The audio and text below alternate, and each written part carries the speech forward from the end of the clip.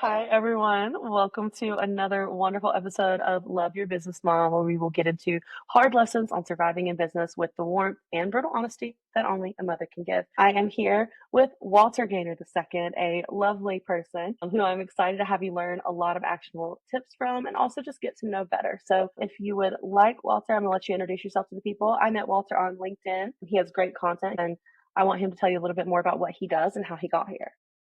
Yes, yes. First off, loving this podcast. Shout out to all the moms out there. Yes. Y'all are special and amazing. Yeah, so I'm someone who lives in the digital content world. It was a hobby once, a hobby, but also like a passion project that I'd Okay. started. So that's something I care very deeply about. And it just kind of brought me into this world of content and creativity, first with helping businesses use podcasts to leverage their marketing and sales and stuff. Then being able to jump into the entertainment world and helping to grow and we'll start launch growing a podcast network for a broadcast company. And I'm just out here on all these different like quests and adventures, letting my camera guide me throughout the world of Atlanta. I like to help people with telling stories with content on social media in a way that kind of helps to kind of attract people to them, become a part of the conversation, and just have fun with it, whether it's like entertainment or business. I like to explore and have fun with content. That's beautiful. You said something that really struck me in the middle of that, which was let your camera guide you. Can you tell me a little bit more about how you got into actually creating content? Have you always been into like recording videos? Was it, home videos? What really got you into this world initially, like in your life?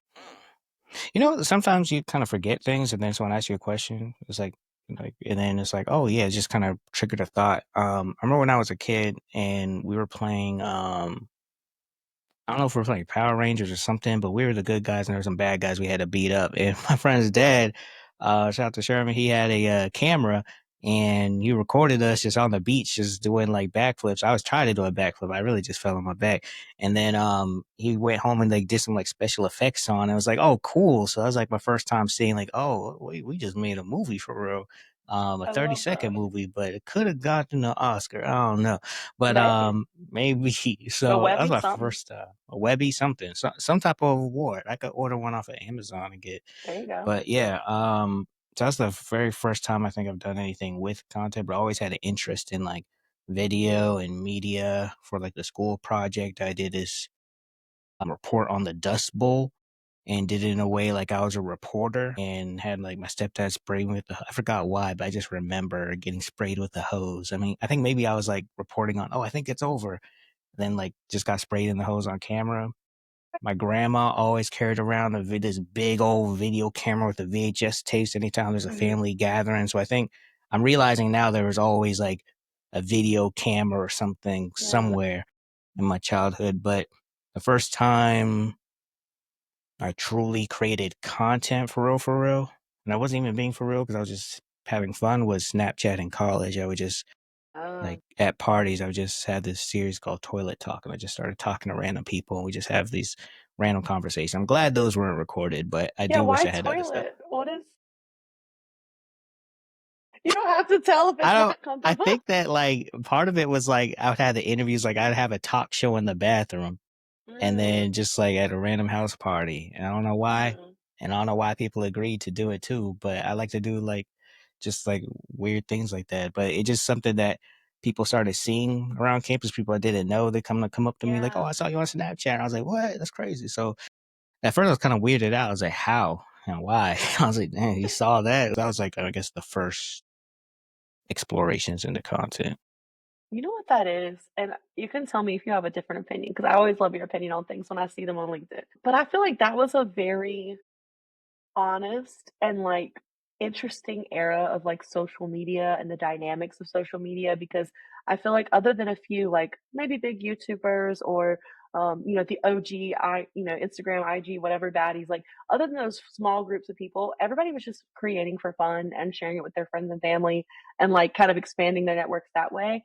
And I feel like a toilet talk series now, if it were to be on Snapchat, it would be like sponsored by someone and it would be like curated, which is kind of hilarious and could still be good. But I just feel like I don't know if you agree, but I feel like that era that you're talking about was kind of like a beautiful, like honest era of social media. What do you think? Man, I like that. Yeah, because I'm thinking like Vine was like really like around the time it was at, it's like Vine was Mhm. going crazy, then slowly kind of dying or whatever.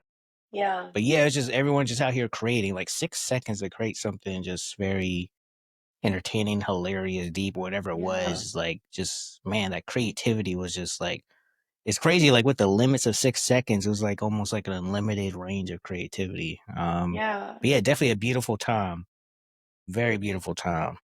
Yeah. I think even like Facebook, like I learned I'm into tech and I saw at some point I was going through like my Google Photos for my old email from high school because I didn't know I had it turned on back then. And there were all these screenshots. Who knows why I was screenshotting my own Facebook? But like there were all these screenshots of like me and my friends in class being silly and like all these things. And I'm like, wow, like that looks so different now. Like I feel like all the Instagram, it's like they look better now. Don't get me wrong. Like the poses are great. People look amazing, but I do Qualities feel times 10. quality is times a million, but we had these grainy like flip phones and we were just like posting for fun. Mm. Yeah, you just had me unpacking a lot of memories when you said that about your Snapchat thing. But yeah, I agree. I think it's funny. Like, when do you think the shift started happening between that era of social media and like the very cool but very different version that we have now? I mean, I know like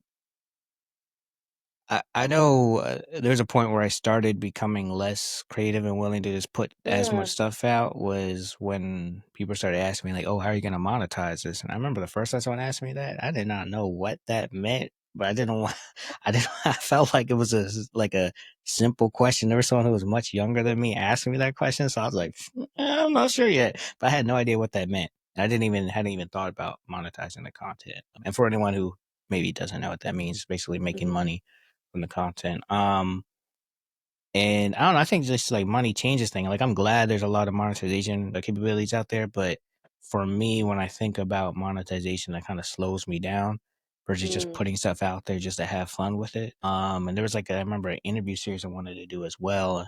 I didn't do it because I was like, oh wait, I need to figure out how to monetize it before I put it out.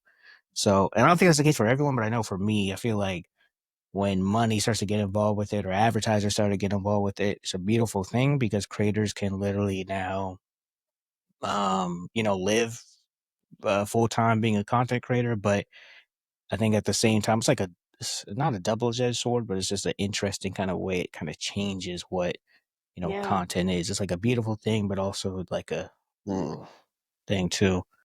But yeah, I think as soon as everyone realized that, oh, I could change my life with content creator, it kind of changes the realm of creativity. And then the different platforms have different their own goals and stuff because they need to generate revenue, and with that comes a lot of advertisers and whatever other ways to make money, like like being famous on Vine versus like going becoming big on Instagram. They're like two completely different platforms. So I think the platforms really change things. So I think the combination of like monetization and what platforms you're using for creativity, and then I mean I'll just stick with those two. I think those are Yeah. kind of change some things. But Yeah. yeah. No, absolutely. I feel like this applies to so many creative industries as well. Like I remember when TikTok got really popular, it had been out for a while, but then during the pandemic, everybody and their cousin and their aunt and their cousin's aunt and all these people were on TikTok. And I feel like, Savage went viral, even though the girl stole the dance from the other girl. There was all these things going on.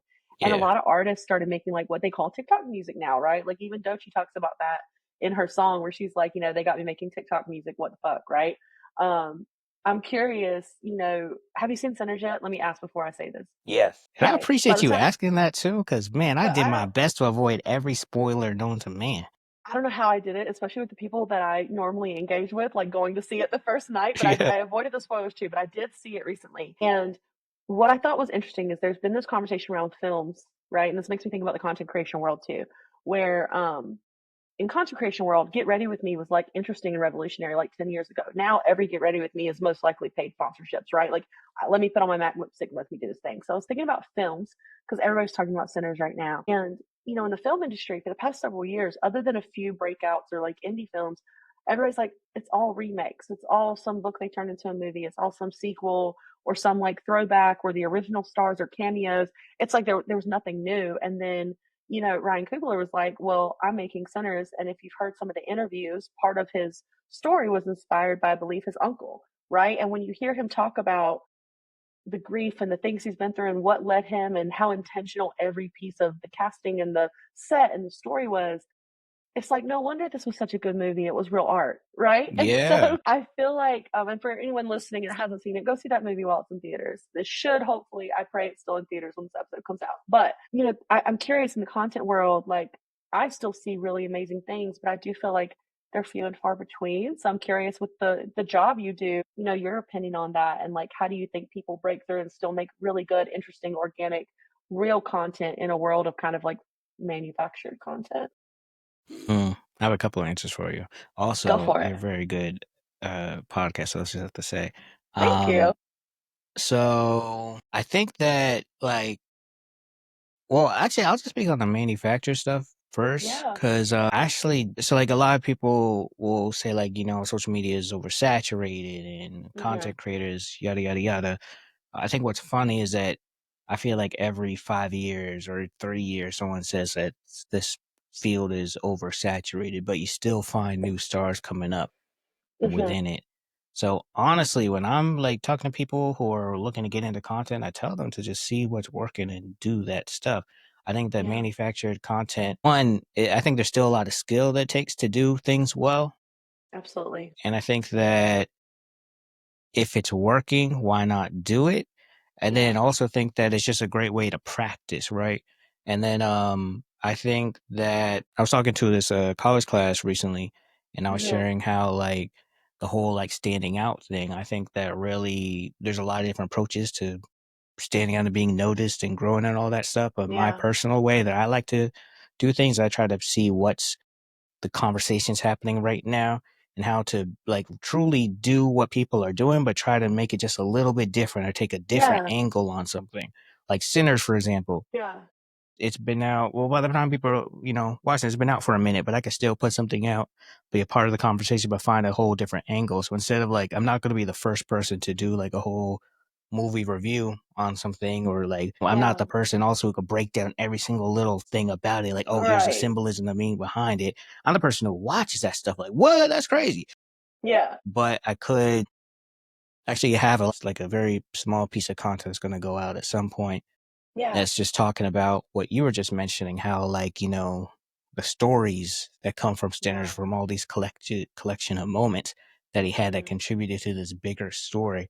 And that's a beautiful thing. So it's like a content about something that's already trending, but just a little bit different, so that someone's like as they're scrolling, they see it, it's Mhm. something they like, so they're staying a little bit and they're like, oh, that's a different angle. And then maybe Yeah.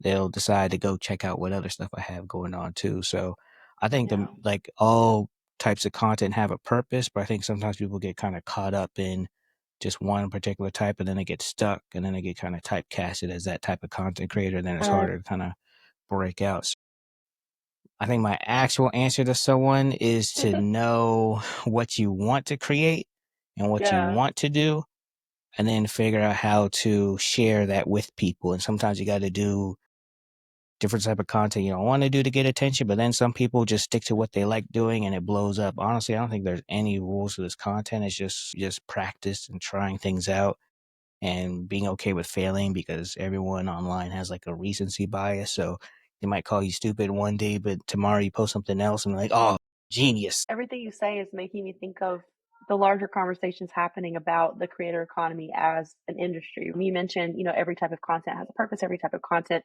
takes work. Someone who I think does that well, and people will probably hear about her like 8 times this season because I'm always talking about her work. But Jay Powell, she is the queen of, one, a pivot, but Yeah. two, yeah, two, like doing manufactured content that it doesn't even matter because so much intention was put into it that I don't care that she planned it ahead of time. So, do you have any advice for people when they're creating this type of content to promote their business or to, just be a content creator about whatever topic they're discussing of how to bring a heavy level of intention while still maybe, adding some formula layers? Because as a strategist, like, how do you get people to bring that element of like authenticity and intention to their work? I don't even have like a perfect answer for it. It's like for me, That's okay. and what I do is always like just testing things out. And it's like a timing thing too. So Mm, right now I'm trying to figure out what the right type of content's going to be for this advocacy center in Nashville, North which one? Carolina. It's all around movements and everything. And Mm, the people that I'm looking to support, they're not really like, social media people as far as like content creators and, putting stuff out right. there. And for each different type of business, like a little bit different. So it's not like, okay, this template is what I do for everybody. I could do that, but I like Yeah. to make things a little personal. So we're going to experiment with a mixture of history, like telling stories of what happened Mhm. in the past and seeing if that works. That's what we're going to try first. And it literally is just, and I'm kind of speaking with them like, hey, we're going to do this. I don't like to Yeah. guarantee certain number of followers or views or anything, Mhm. but I do know what is kind of interesting or what someone might find interesting. Right. Yeah. So with like what they're talking about with like advocacy, that's like that's not every single person is going to want to be a part of it. Everyone will, like Right. something on Instagram, but only certain people want to truly be a Mhm. part of what they're building. So it really Mhm. is like I like to think of it from like I always like to think of it from a storytelling perspective. So for people to Yeah. know what their story is, the story of what their business is doing, what it's solving, and the history of the problem that they're kind of facing as well, and seeing what type of conversation could be kind of built around that. And then from there, it's like at that point, it does take a little bit more knowledge of different types of content, video, graphics, Yeah. and everything. So for anyone who's like just starting out, doesn't know anything, kind of beginner section, I think the thing you can always rely on is your own story and what brought you to doing what you're doing. You can never go Yeah. wrong with that because your story is your story. And 9 times out of 10, that stat isn't built on anything. I just made up those numbers, but 9 times out of 10, your story is going to relate to somebody. Yeah. The algorithms work to bring things of interest to people. It's just Mhm. continue to find different ways to tell your story. I think that's like it's hard, but it's also the easiest thing you could do because your story is your story. So yeah. That's beautiful. I'm curious, in this world, and you've been in this world for a while, as we talked about. Um, you're helping people be confident and do these things with their content. You yourself are doing your own content and helping others. I imagine, and I don't know if you've ever felt it because I don't know your whole story, but I imagine you could have encountered imposter syndrome or, self-doubt. And so I'm curious, have you encountered that? And if you did, how have you overcome it? Because I feel like you're very clear now in how you speak. It's very obvious you're confident in what you do, but I'm curious how you got to that place. Yeah, I felt imposter syndrome last weekend. What? Okay, why? It's funny too because this past weekend is also when I hit a certain goal as well. And I was very Oh, confident in what it was, but it's just like I think maybe like the anticipation or like anxiety, like, but will it work though? And it did right. work though, so it turned out Of cool. course. But yeah, I like earlier you asked, my kind of beginnings into content creation Mhm. and the series that I was very passionate about and wanted to do is called Boss Locks, and it was all around proving that natural hair and professionalism do coexist. And Yes. I was Okay. very nervous about that. And it was also at a time where I was very discouraged about my own career growth because I had locks, because I was black, and I was trying to figure out like how to navigate, different social dynamics in places where I'm like one of one black people. Yeah. Hair discrimination is a thing. Big thing. And also, I just wasn't really confident in myself as like a person to be on camera, even though I was doing things like toilet talk on like Right. stuff. It's just like anytime I was like, okay, let me do this for real. Imposter syndrome for me, when it hits, is because there's some type of doubt, Mhm. and whether something that I've created my own narrative around or someone else has said to me, it's mostly kind of internal though. And usually, what helps me to feel a bit more confident is evidence and proof. Okay. So I'm a very much so like a evidence based type of confidence type of person. So if I Yeah. do something and it works, I do it multiple times. I'm like, okay, I feel kind of good about this. But sometimes it's like someone else having to tell me that it's good for me to actually believe it. So it's kind of this weird relationship with validation. It's like Mm. not even like a, it's not even like a, an attention thing. It's like, it's more like scientific in my mind. It's like, Yeah. does this actually work though? So yeah, yeah. Okay. So I'd love to know because you mentioned, when you were going to do that series, not being confident in it. Clearly, something has changed because you have the Working While Black show. So tell us a little bit more about your work there for somebody who maybe has never seen it or never interacted with that content before, kind of like what you're doing, the purpose behind it, and how that informs your work now. The very first show I put out was Boss Locks, Story of New Growth, and I put it out while I was terrified. It was an accidental Mhm. published type of thing. Shared it with my mom. She shared it with a bunch of people. Shout out to the moms out there. Yeah. We love And moms. we love moms. We love moms. Actually, I came from a family of like in my family, the entrepreneurs Mhm. were the women and the Love moms that. too. But yeah, so that show launched that, and then people were liking it. I started to realize I wasn't the only one with that story. Mhm. And then I got an opportunity to be a part of LinkedIn's Creator Accelerator program, the first Nice. cohort, because of that show. Basically, what I did was I created a kind of a spin off of it, where I went Mhm. instead of just general conversations of Black culture and identity. I honed in on the Black experience at work, called it the Working Well Black Show. And then during that program, that was my first time.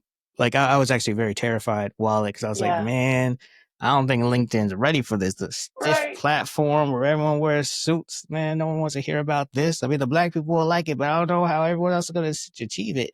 But I knew it was like for the Black communities who I was making it for. But I was very Yeah. surprised just how well received it was by everybody. Mhm. And so I decided eventually to create a whole podcast that's just focused on that. Call it the Working While Black Show, out on all the Yeah. platforms and YouTube and everything. And with that one, I really wanted it to be a resource for people looking for career growth, looking for Yeah. entrepreneurship, and especially people who are looking to make a pivot in their journeys, whether it's to, venture into entrepreneurship, start a side hustle, get a new job, stay with their company, but just enjoy life a little bit more, kind of the Yeah. pursuit of wealth. It's not like a get rich quick in 90 days or That's good. like become a manager in 5 weeks or anything like that. Is literally just Right. like people's stories and speaking to the nuances of Mhm. being a professional while Black and all the things you deal with there, but also a lot of like growth and tactics, the things that people have done to go from surviving to thriving for real. So yeah. That's And beautiful. you asked how it informs what I do now. Mhm. But Like yeah, how it's you're kind of like a playground for me because I do a lot of work for other people where it has to be kind of work for other people has to be like perfect Yeah. and 90% error free. And then with me, it's just like, I'm going to try this, I'm going to do that, I'm going to Love it. test this ad or this new service that's out that this client or this like job I have, they don't really want to invest in it yet. I want to invest it with Mhm. it just to experiment to see how it goes. And then it's just where I could truly just have the conversations I want to have. And it's also just become like a really beautiful place for meeting new people. Like, Yeah. in a way, somehow indirectly ended up meeting you because I was active on LinkedIn talking about working while Black. So yeah, Yeah. just never know where it'll take you. I love that. One of the things that initially stood out to me, the LinkedIn algorithm is very interesting because someone can like something random and it'll bring it to you. So I have no Yeah. idea how we got connected, although we know a lot of really lovely people in common. So I have a feeling that had something to do with it. I had a Um, little something to yeah, do a with little something to do with it. One of the things that really stood out to me was you posted about this boss that you had and how wonderful they were and what a big part of your career journey they were. And it inspired me to reach out to Miss Linda. We love Miss Linda. Shout out Linda Hogan, who is living her life peacefully and happy now. Who was my boss back at Arby's, and the impact she had on my life. And I reconnect with her because I saw your post and was like, oh my gosh, this would be the best way to find her, right? After all these years. So one, thank you for that. But two, how much have mentors and leaders in your career journey helped you get to the point where you are today? And then on the back end of that, what do you do now to mentor and lead others now that you're in a more prominent place in your career? Yeah. One, that's just so cool that you kind of reconnected with. That's really beautiful. It's amazing. Yeah. And that post, also shout out to Angela Chong. I believe that's who I referenced in that post too. Mm, Uh, I think for me, kind of back to like, confidence and imposter syndrome. One thing I mhm, learned is that a lot of my, whether it's anxiety or doubt or mhm, even like, what's that word? Well, whatever, it'll come back to me later. But a lot of the anxiety and doubt and everything, it comes from not knowing. And I realized like that fear is literally just like the lack of knowing either what's going to happen or what space I'm in now. It's all just kind of mm, fear driven. And as soon as I know, it kind of reduces the amount of fear. I won't say the fear is gone. I think now I'm just learning like to use fear as a communication thing. Is like my mind and body Yeah. communicating with each other. And that just helps me to kind of not be like afraid of fear as much, but truly embrace it as like, okay, I'm afraid right now, but why? Yeah. And that kind of helps me to, find answers. So with mentors and everything, whether it's not always a fear thing, but it helps me to fill in these gaps of knowledge. Mhm. Someone who's been a huge factor in my life, his name's Chris Ward Jr. Mhm. I remember I sent him something. It was like about like creating a TV show, and he was like, "Yo, you could do that, right?" And I was like, "What you mean?" He's like, "You could do that like right now. You don't have to wait for this or that." And I was like, "Oh, Yeah. okay." So that's my first time realizing, like, okay, maybe some type of series I could do myself a lot sooner than someone else. And another conversation was sharing me like a little bit of like there's a first step on how to do it. So there's like I feel like mentors are such an important thing, something that a lot of communities benefit from.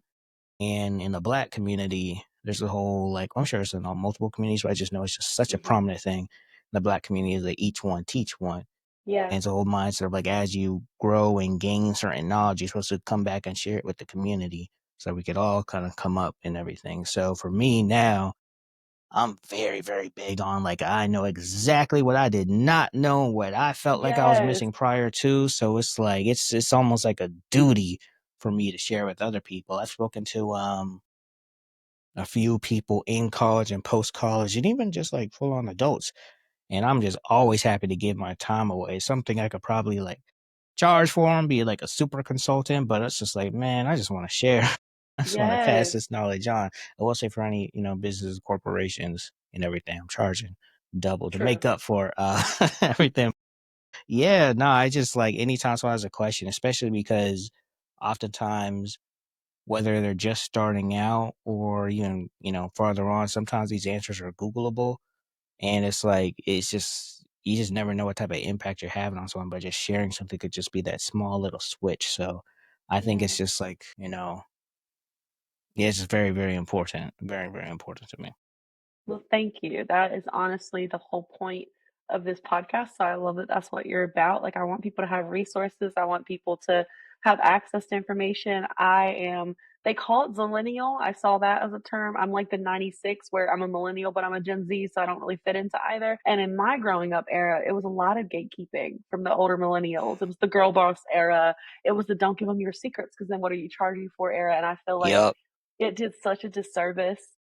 Even like as a woman, I've had female bosses, like with Linda, who are wonderful and empowered me, love her. But I've also had female bosses who intentionally made it harder, right? When I was in corporate, that's part of why I left, right? They made it harder to climb, they made it harder to grow because they saw you as a threat. They're like, well, there can only be so many of us. And Yeah. I'm very anti that. I feel like we all win when we all win, right? And so I'm curious, in addition to your show, which I encourage everybody to go check out, if there were people who are looking for more resources on navigating the career world while being Black and everything that comes with that, do you have other, whether it's movies, other podcasts that you enjoy, books, or anything you recommend in addition to your show that people check out? Maybe some free game resources for them. That's a good question. Thank Uh, you. there's a man named Steve Worthy who has a show.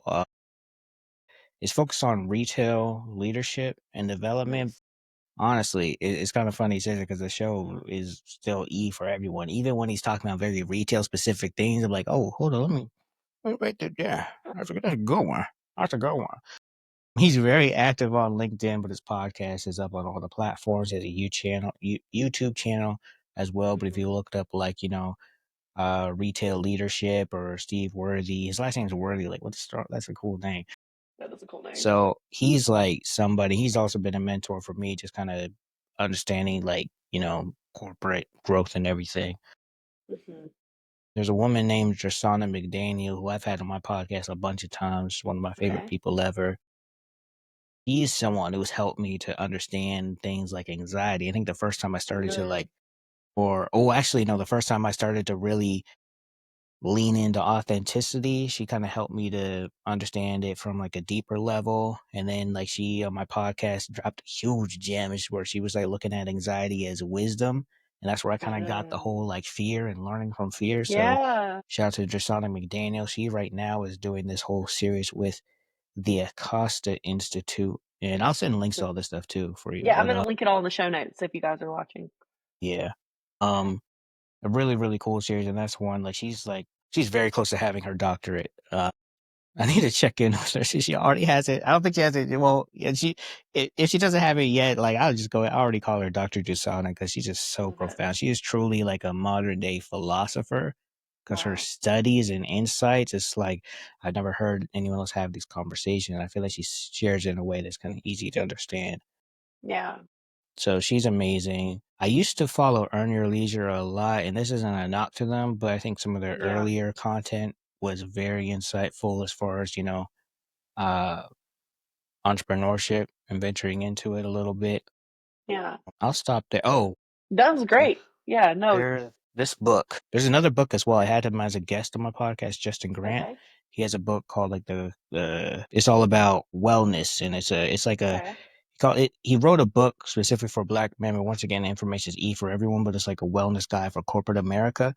Love that. And he wrote it because like when he was younger, his uncle passed away while his uncle was in peak health.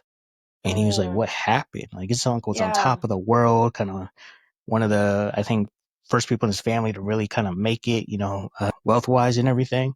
And he died Yeah. so early and kind of stuck with him. So like as he continued to grow on and he had his own incredible success in corporate Yeah. America and everything, but he realized that, oh, a lot of people are dying young. And I think it's such an important Yeah. book, especially right now as we seeing more people dying younger and younger, like stress Yeah. and pressure. It does something to us as we're on this search It for, should. just regular security for real one, but then also if you're in the six figure world, there's a whole other kind of added life pressure that could lead to your early death, unfortunately. So he wrote this book as a guide to Yeah. kind of as people are striving for growth and make sure you're taking care of yourself. And then the That's last thing I'll amazing. say, this book, Mm. Black Buck, and I really want to meet him one day because this is such an amazing story. Okay, we're To manifesting story, that. yeah, thank You'll you. meet him. Yep. He actually now I'm thinking of a few other books too to recommend, but he wrote this really amazing story about someone who basically was working at Starbucks in his early Okay. 20s and had this confrontation with the customer that really changed his whole career and put him in a space he did not expect to be in. And it's a story of like it's like a sales guide as well, Mhm. which is interesting, but still a story and such a well written book. Yeah. I recommend it to everybody. Awesome. Well, I will definitely link all of that. I'll make sure I get all of the books and all the people. I just want people to really gain from these resources. You just shared a bunch of gems. So thank you for that. Of course, of course. And so now that we have all this incredible value, I do want to know a little bit more before you go about you. So you've talked a little bit about wellness, you talked a little bit about the pressure of work. And so I'm curious, what are the things that you do outside of work that kind of make your world better, make you able to show up and do the incredible work you do, but still have your health and have your peace outside of that? Kind of laughing because like some of these podcasts, I don't know if they make the world better, but they do bring laughter, I think, into people's lives. So I think, Yeah. laughter for me, Okay. laughter is like a very big thing. Anytime I'm feeling kind of creative, right? I like to watch a stand up or something that's Hmm. comedic. I just finished the Upshaws actually yesterday or this morning. Yeah. So I love comedy. So a lot of the work I do is in podcasting, and a lot of it's like entertainment driven. So I do think kind of joy is good, but actual impact. I'm working with this startup called Great Night, and it's an Mhm. events app. And what's interesting right now, I'm actually curious. Like I don't know if you've paid attention to it, experienced it, or anything like that, but Yeah.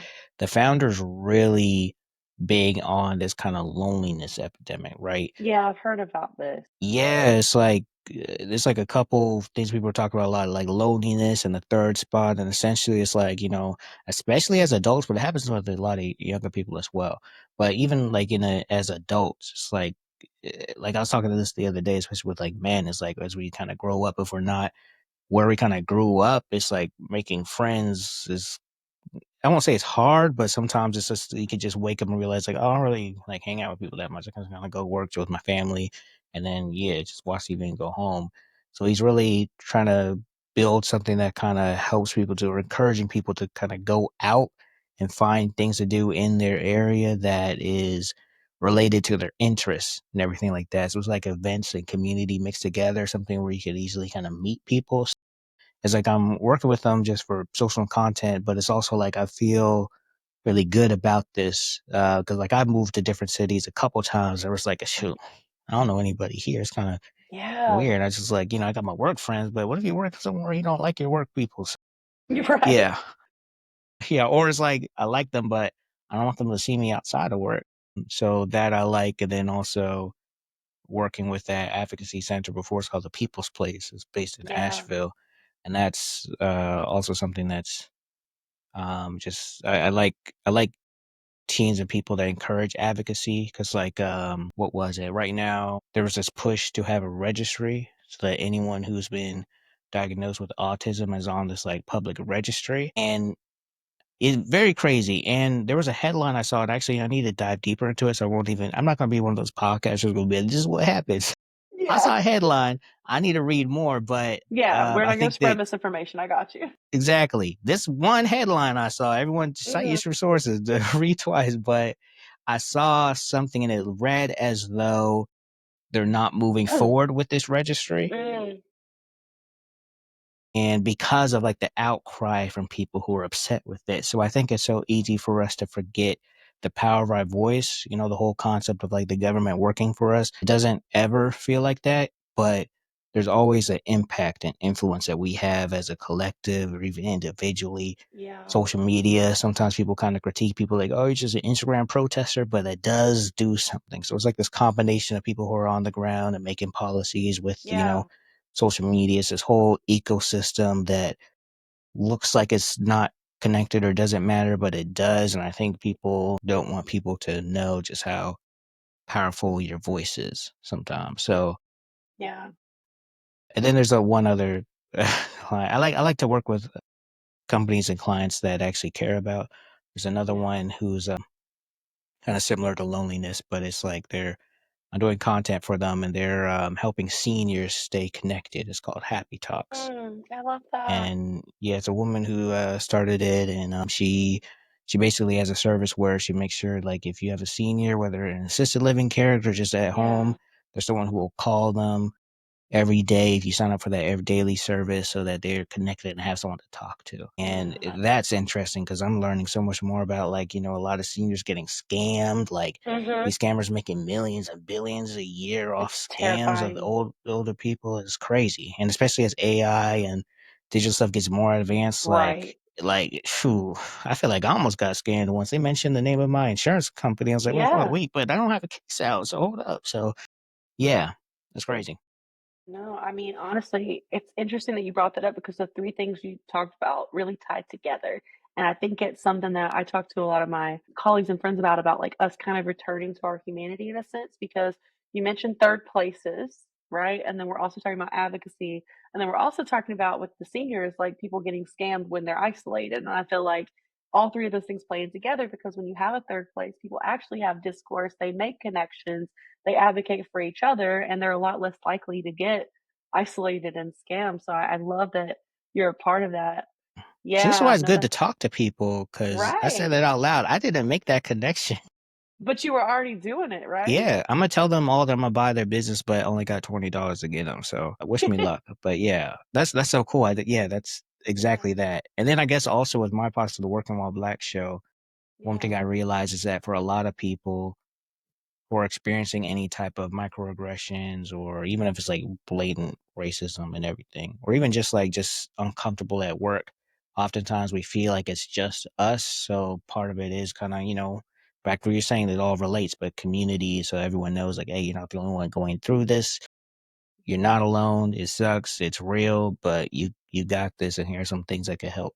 So yeah, I think I'm very big on just that. Wow, I never made that all those connections. Loneliness, community, resources. It all ties together. It's funny because on episode one of this podcast, I interviewed my auntie. We love Chef Kita. Follow her on LinkedIn. I'm pressuring her to become a LinkedIn influencer. I was like, look, there's not a lot of chefs on here. Get in here. But she is actually, when I asked her about her future plans, she mentioned she's in a like semi-rural, but very close to the city's area of North Carolina and Clayton. and she's working on building an event space because people charge. She's like, I don't want people to have to pay $5,000 for a 6 hour event. And she was talking about the need for somewhere, as she said in her words, for grown folks to be able to go somewhere and do something fun, other than our current options, which is mostly just bars, right? And so I think there's a lot of people separately having these same realizations. And then when we talk about community and bringing people together, there's probably a lot that could be done to accelerate that. The more people talk about this and the more people try to make these things happen, because that's what we're missing is these kind of neutral, third places that aren't just a particular business or something for consumption, but they're more of like a bringing people together is the purpose of the building, right? And it's more accessible to more people. So I think that's really funny that you mentioned that. And I was just talking to her about that. I'm sure there's like tons of other people who are hoping to do the same thing. Oh, absolutely. And that's why it's so Yeah. cool to share stories, right? Because you might have just Yeah. inspired someone to be like, you know what? There's no place in my area outside the neighborhood bar. Yeah, let me do that. And everyone's gonna Right. love it. And let me know if you need like, to tag someone into the ring to help convince her to get on LinkedIn. Cause I already was thinking a Mhm. couple of different like content things she could do and stories she could tell on the platform. So I love that. I yeah. will connect y'all separately outside of this. But that brings me into my bigger takeaway because you have been very open and vulnerable. Thank you for that. And I will probably have you back on again in the future because I feel like there's so much more for us to talk about. But Let's do in the it. context of this episode, okay, good. He pre-approved y'all, just so pressure for the future. But no, I feel like there's a lot of things I've learned from you today. But if I were to like sum it all up in one lesson, I like to give people a lesson to remember. I would almost say the through line of this was stories, and I feel like the lesson is really be confident in your story and share it wherever you can, because then people can find you. Then you can find each other. So, one, do you think that's the valid lesson? Because I don't want to speak negatively on your Man, insights. Yeah. you are so good at this. Yeah. I think Thank you. the person who really, really helped me to kind of find the confidence in my stories. His name's Chris Ward Jr. He's on LinkedIn as Hmm. well. But yeah, I think it's like I'll speak just from my own perspective. But I think Yeah. for a while, even in my own like relationship with my fiance, like I just never like she shares her stories all the time, but I rarely share Yeah. stories like from the past because one, I don't think about it, but I think it's like Yeah. sometimes it's like a thought of like oh, but that doesn't really matter too much Mm. type of thing, or oh, this isn't that profound, or oh, everyone has Hmm. this thoughts, this is very basic, or also there's that like kind of that's just like the kind of downplaying or not understanding the value of it, but then there's Hmm. also like the well, this is dumb, or I don't really know anything about this and all this stuff. So I think it's so easy to discount our stories. But I think even if it is like dumb or surface level, doesn't matter. Like someone's story always inspires somebody else. It's just a matter of that person finding that story. So kind of out there in public just really helps somebody else. Amazing. So, what's one thing I like to give an actionable item? It's something actionable people can do today after they listen to this episode. They feel energized. They want to actually do something to meet this goal of sharing their story and being confident. What's one thing they can do to reach that goal today, or at least to get started? I think one thing to do, actually, let me think of something a little bit deeper, actually, because I think, Okay. like, I actually like that you asked this question too, because it's easy to give just kind of like easy answers, like be consistent, go out and do it, which are Hmm. good. That's good advice to go out They're and do it. But foundations, something that but yeah, yeah. so I think one storytelling thing, something that's like easy to think of mine is like in journalism. Actually, like I Hmm. was fortunate enough to have a journalism class, and so it's always ingrained with me. But when it comes Yeah. to like a journalism report or story, they kind of answer the who, the what, the when, the where, the why, and sometimes the Hmm. how. Yeah. So let's say you are a business or wanting to start a business and you want to promote it on social media. Hmm. Take a look at what it is that you're doing and try to find like okay, what is that I'm doing it, why am I doing it, who is this for, where is it, and how do I do it. I think there's like a million different ways you can answer that, but if you just record yourself, you don't have to put it out at all, but just record yourself for yourself, record Yeah. yourself answering those questions, and that's the beginning of like a whole rollout of content. But I'll say that's like the first step with storytelling is the answering the Hmm. who, what, where, when, and why. There's a lot more ways to kind of tell better stories, but I just think that's a really good starting place. And actually, there's Yeah. another resource I'll share with you as well. You could choose whether or not you want to include it. That's something that I used, and like I used it, and it's just like resource for like telling a story in 24 hours, but it only took me like Mm, 5 hours to develop like three stories. nice. Um, and it may be helpful, but Yeah. yeah, yeah, that'd be the action takeaway. And then also too, if y'all are listening and want to, Bonus. you could always like send it to me and be like, "Is this stupid?" And I could be like, "It's not stupid." I'll go ahead and tell you it's not stupid. It's wonderful. And if it isn't Love the that. best, I could give just a critique, and I'll do that for free because I like to help anyone who's part of Anna's community of people. So Thank you. We honor that. And nobody bother him. One DM, that's your limit. one So day, look, gotta be responsible with your platform, okay? But all no, right. so I appreciate this entire conversation, and it really plays into the theme of season one of Love Your Business Moms. We're gonna have many seasons. We're manifesting that.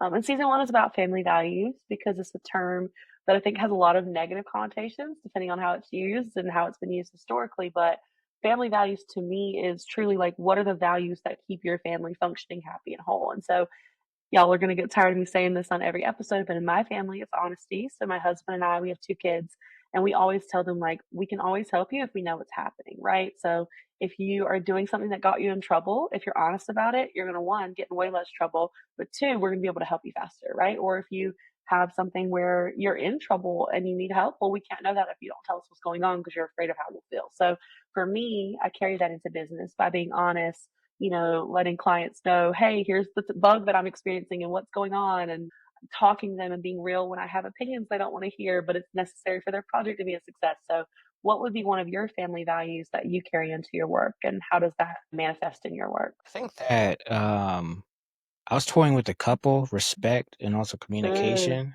I think communication for me is very similar to your honesty one, actually. So it's so yeah, cool, right? Or like, if it was just like a one word answer, honesty, communication, separate. But as you were talking, it's like, oh, that's so similar. Like, I think you don't yeah, share. And that's something I'm learning as well, is just to share more, mm, especially with this new relationship I'm in. So I think that's a big thing. But I think as you were talking, I don't know why, but I was actually thinking about my mom, and I feel like patience is something that she's just like has a lot of for both of her children. Like, just the patience, something that it's like almost a joke now.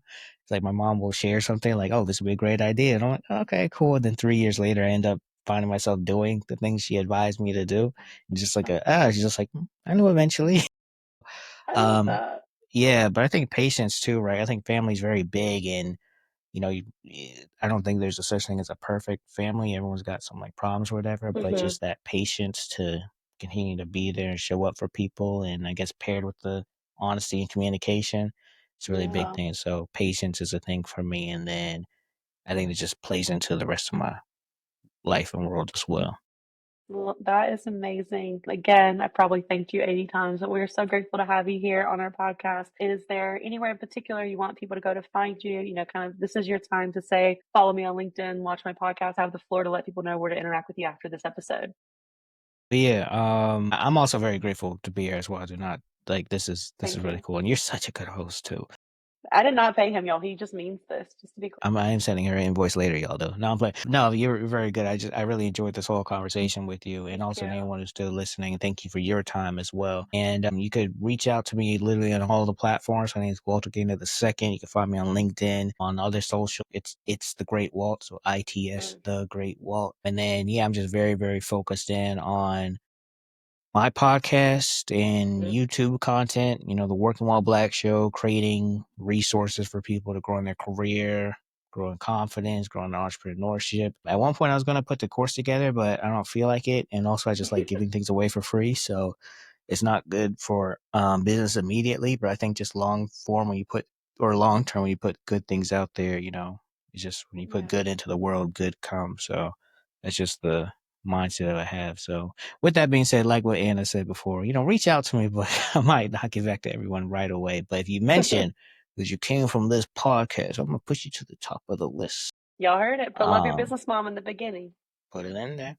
Um, I love it. yeah, you can find me on those places. Thank you so much. Thank you to all the listeners, and I'll see you next week with another episode. Bye, everybody.